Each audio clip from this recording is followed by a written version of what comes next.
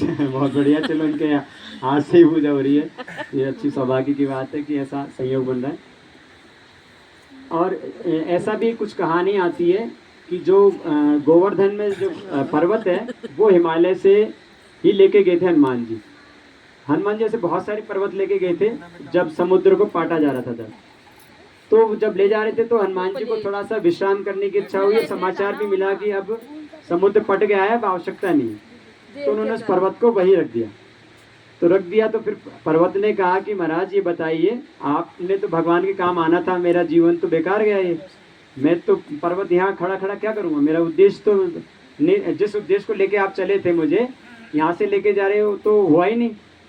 तो मेरे को तो बड़ा कष्ट दुख ग्लानि हो रही है कि मैं भगवान के काम नहीं आ सका।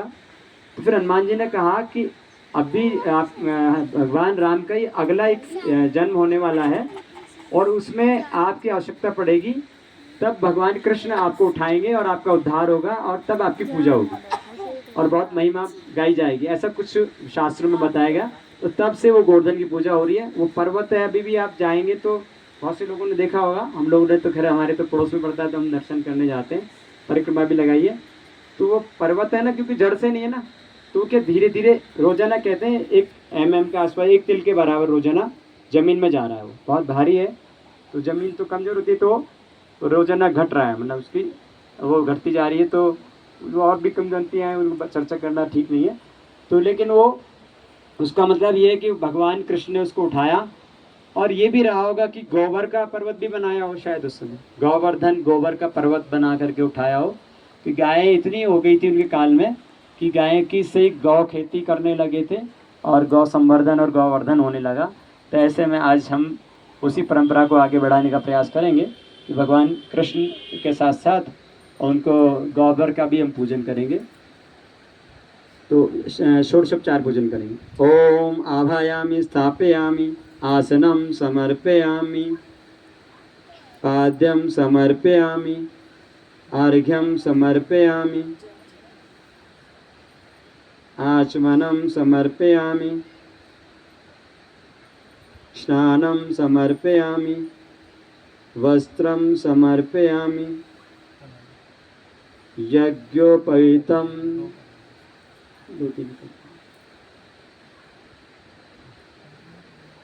यज्ञोपवीतं समर्पयामि